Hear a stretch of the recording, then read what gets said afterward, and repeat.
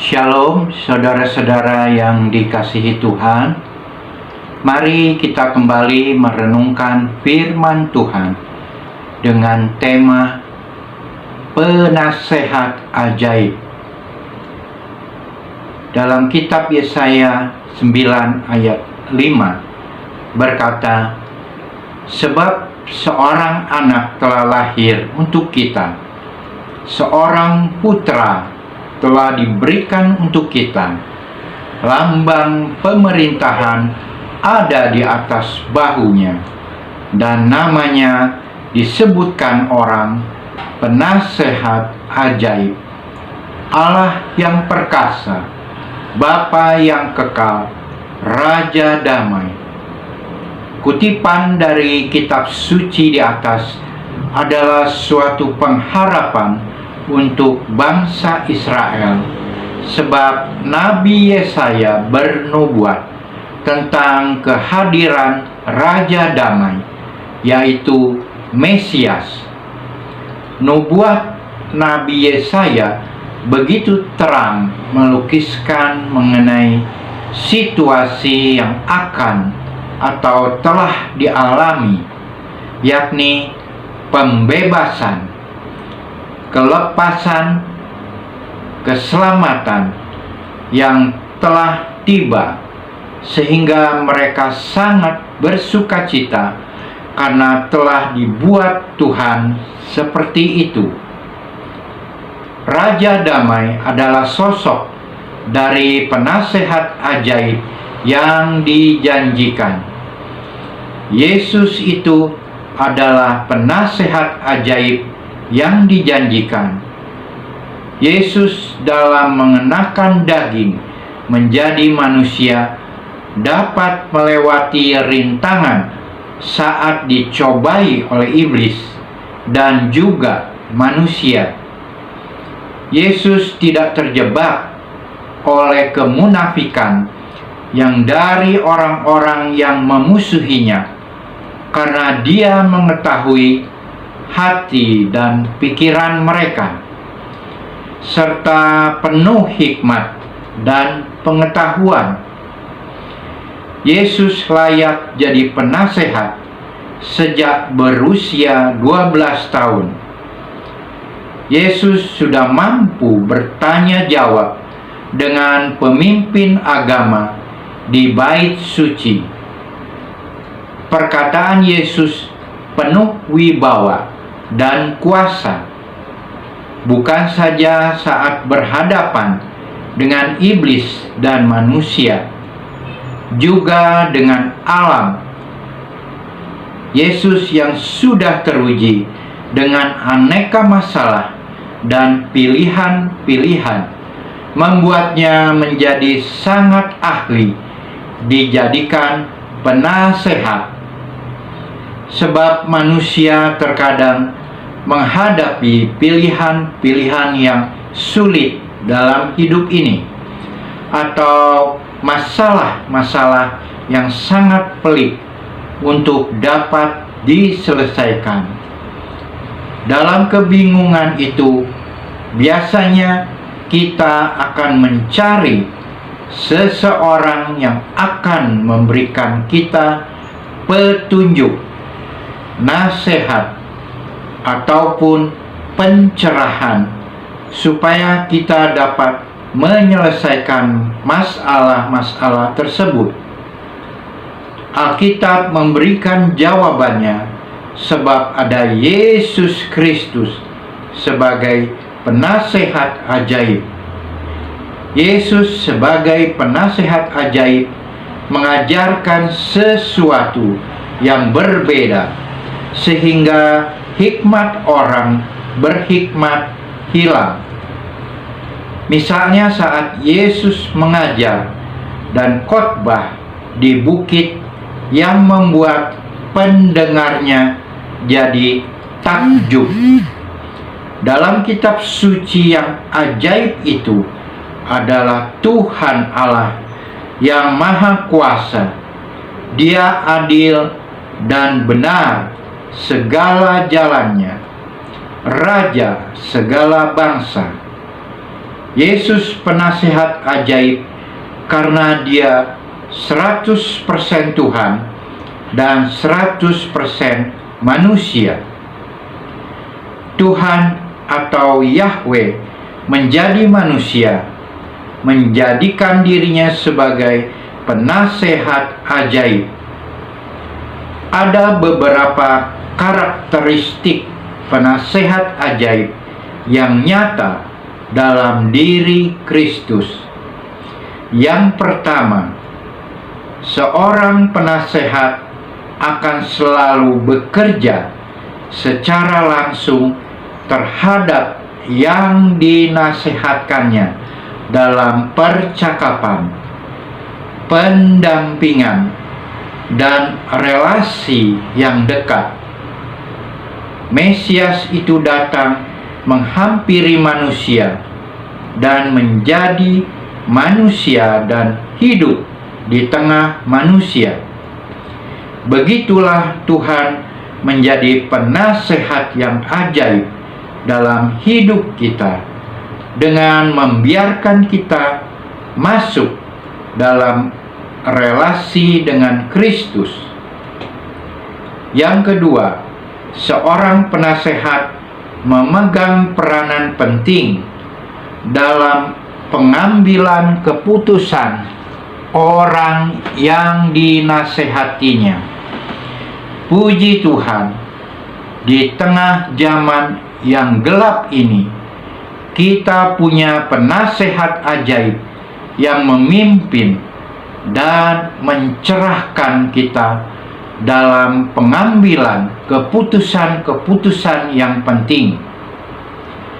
Yang ketiga, seorang penasehat harus mengerti betul apa yang disampaikannya dan tahu persis kondisi orang yang dinasihatinya.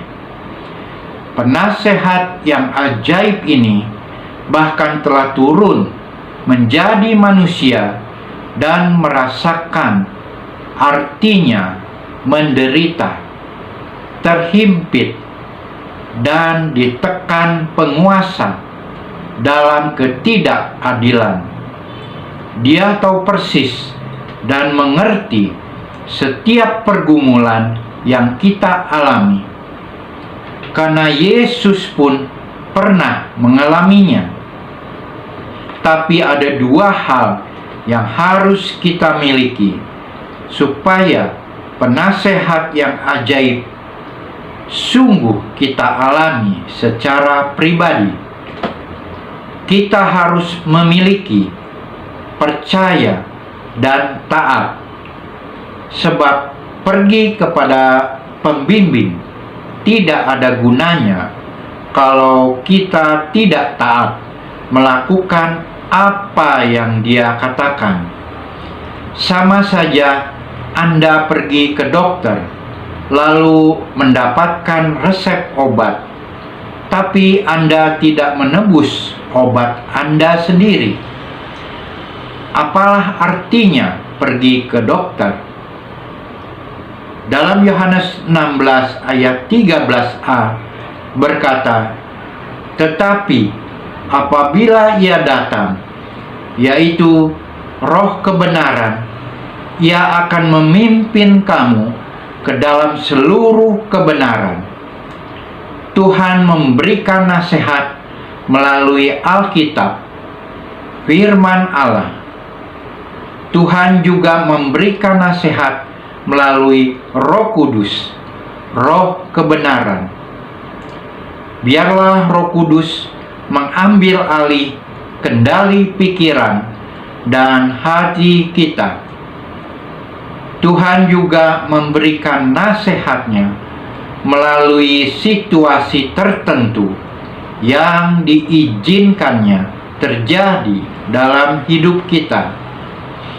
Tetapi ada kalanya juga Tuhan memberikan nasihatnya melalui orang lain.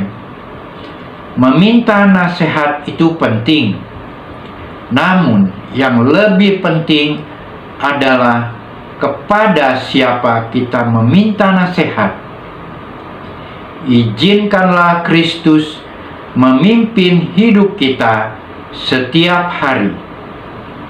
Ia adalah penasehat ajaib di masa lalu, sekarang, bahkan Yesus tetap menjadi penasehat ajaib selama-lamanya.